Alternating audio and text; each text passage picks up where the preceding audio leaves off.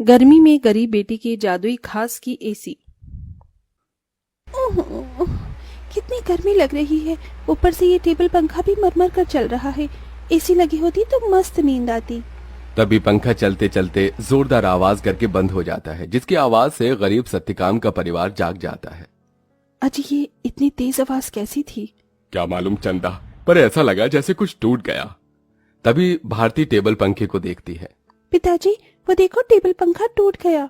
पंखा टूटा देखकर पूरा परिवार दुख जताने लगता है। हे भगवान, ये क्या, एक और परेशानी बढ़ा दी तूने हम गरीबों पर। ये टेबल पंखा ही तो इस गर्मी में हमारा इकलौता सहारा था। अब तो इस गर्मी में हम बेहाल हो जाएंगे। कितना कहता था मैं कि दिन में पंखा बंद रखा करो, सारा दिन तो चलता रहता था। अब दिन रात चलेगा, कोई भी चीज तो खराब तो होगी ही ना। एक एक पाई जोड़ कर लिया था ये पंखा, अब कहां से लाऊंगा तुम्हारे नए पंखे का दाम। इसीलिए तो कहती हूँ पिताजी कि घर में एक एसी लगवा दो। गर्मी भी नहीं लगेगी और नींद भी अच्छी आएगी। ये सुनकर गरीबी से झुंझलाया सत्यकाम अपनी दूसरी बेटी भारती को डांट लगाते हुए बोला, अरे चुप कर तू भारती, तेरा बाप कोई सर्विस वाला थोड़े है जो लाख रुपए महीना कमाता है। जब देखो एसी एसी एसी कहते रहती है। ये एसी सोफा सब अमीरों के घरों में होता है, हम गरीबों की औकात में नहीं है खरीदना। अजी, अब जाने भी तो बच्ची है। अब ही चलो सब सो जाओ। आस पड़ोस वाले भी इतनी रात में हम गरीबों के घर में से हल्ला गुल्ला होता सुनेंगे तो क्या कहेंगे। जैसे तैसे सब गर्मी में सो जाते हैं, लेकिन अपने गरीब माँ बाप बहन को गर्मी से बेहाल देखकर वो गरीब बेटी रात भर खुद सो भी नहीं पाई। अरे सुबह हो गई, जल्दी से साफ सफाई कर लेती हूँ, फिर बाबा के लिए चाय भी बनानी है। घर में झाड़ू लगाकर जब वो घर के बाहर आकर देखती है तो आम के पेड़ से पूरे आंगन में पत्ते ही पत्ते बिखरे थे और पेड़ पर फल लगने को थे, जिसे देखकर वो खुश हो गई। अरे वाह, आम के पेड़ पर तो बेर लगने लगे हैं। अच्छा है, थोड़े दिन में आम पक जाएंगे। पिताजी को तो आम के साथ रोटी खाना कितना पसंद है। अगर उन्हें रोज अपनी मनपसंद की सब्जी या फिर मीठे आम मिल जाए तो वो पेट भरकर रोटी खाते हैं। लेकिन इस गरीबी में नमक रोटी और चटनी रोटी खाकर ही गुजारा करना पड़ रहा है।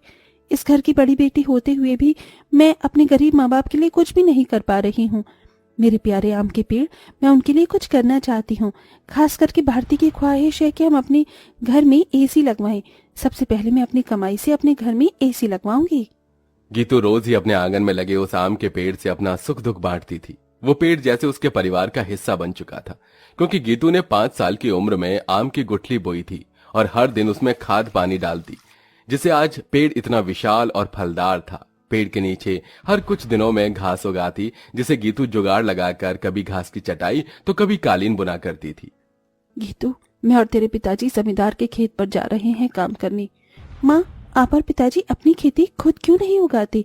वो जमींदार तो यही चाहता है कि हम गरीब लोग सारी जिंदगी उसकी गुलामी करें।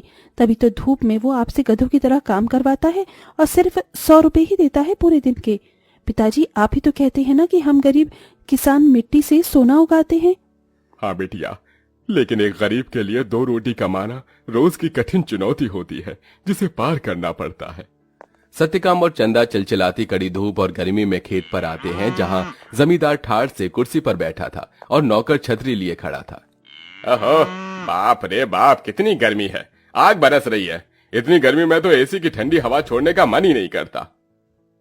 राम राम मालिक। अरे भाड़ में गया तेरा राम राम, यहाँ गर्मी से मेरा कचूमर निकला जा रहा है। कहाँ मर रहा था? हाँ, अब तक कहाँ मर रहा था? चलो दोनों मियाँ बीबी खेत जोतने में लग जाओ, उठाओ हल। जी मालिक। बेचारे दोनों कड़ी धूप में उतनी बड़ी जमीन में हल जोतते हैं, उनके माथे से टप टप पसीना बहता जाता है। अजी, शाम हो गई। आज तो मालिक दिहाड़ी देने के डर से आए ही नहीं। उनकी हवेली चलकर मांग लेते हैं। पंखा ठीक भी तो कराना है, वरना गर्मी में गुजारा नहीं होगा। दोनों जमींदार के घर आते हैं, जहां जमींदार पांव पसारे एसी की चिल्ड ठंडी ठंडी हवा खा रहा था। ओहो, क्या मजा आ रहा है। हा, एसी में भैया मजा बहुत है। अरे सत्यकाम, तू यहाँ? जी मालिक, पैसे दे दीजिए। ये पकड़ 200 और चल दफा हो जा। इसी तरह दिन गुजरते हैं। दोनों मियाँ बीवी जो भी कमा कर लाते अपनी गरीब बेटी के हाथों में रख देते, जिससे बहुत ही समझदारी से गीतू घर चलाती और उसमें से कुछ बचा भी लेती। 100, 200, 300, 350, 400, 410, 420, 30। कुल मिलाकर मेरे पास अभी तक ये 700-800 रुपए ही इकट्ठे हुए हैं। इतने में एसी कहाँ से आएगी? अगर मैं किश्त बंधवाकर भी एसी ले आऊं तो फिर मैं कैसे किश्त भरूंगी? तभी भारती अपनी गरीब बहन गीतू को परेशान देखकर बोली, दीदी, आजकल तो कबाड़ी वालों के पास भी अच्छी अच्छी चीज मिल जाती है। अमीर लोग तो नया खरीद लाते हैं और महंगी चीज भी बेच देते हैं। हाँ, ये ठीक रहेगा। मैं कबाड़ी में से कोई एसी उठा लाती हूँ। गीतू एसी खरीदने कबाड़ी की दुकान पर चली आई। भैया जी, मुझे कोई सस्ती एसी दिखाइए। गरीब लड़की लगती है, एक काम करता हूँ, ये खटारा वाली एसी थमा देता। इसे क्या पता इसमें क्या डिफॉल्ट है। ये लो बहन जी, ये एकदम बढ़िया एसी है। ये चलती तो है ना? चलती नहीं, दौड़ती है। एकदम धूम मचा देगी ठंडी हवा की। 1000 रुपए की लगेगी। अब जल्दी से ले लो। लेकिन मेरे पास बस 800 ही हैं। चलेगा चलेगा, दे दो। गीतू खुशी से वो एसी घर लाकर सबको चलाकर दिखाती है। माँ, पिताजी देखो, आपकी गरीब बेटी एसी खरीद कर लाई है 800 में। अब हमें गर्मी में नहीं सोना पड़ेगा। मगर ये चल क्यों नहीं रही? 800 में कोई एसी देता है भला क्या? पैसे फंसा कर आई है जाकर। सब मुंह बनाकर सो जाते हैं और गीतू पेड़ के पास आकर रोने लगी। मेरे प्यारे आम के पेड़, वो कबाड़ी वाला मुझ गरीब के पैसे खा गया। ये एसी चल भी नहीं रही। मुश्किल से 1-1 रुपया इकट्ठा किया था। गीतू को रोते देखकर पेड़ बोलने लग जाता है। गीतू, तुम रो रही हो? रो मत, मैं तुम्हारी एसी को जादुई एसी बना देता हूँ। क्या सचमुच में ऐसा हो सकता है? तभी पेड़ जादू करता है और जमीन पर ढेर सारे घास उगाते हैं जो बहुत चमक रही थी। गीतू, इस जादुई घास को मैंने अपनी शक्ति से उगाया है। इसे एसी में लगा दो, ये एसी जादुई हो जाएगी। गीतू बिल्कुल वैसा ही करती है। तभी घास का एसी बनकर पूरा होते ही सुनहरी चमक से भरकर चल पड़ता है और पूरे घर को बर्फ के जितना ठंडा कर देता है। माँ, पिताजी, भारती देखो, एसी चलने लगी। पूरा गरीब परिवार घास के एसी को चलते देखकर चौंक जाते हैं। अरे देखो चंदा, हमारी बिटिया ने घास की एसी बनाई है।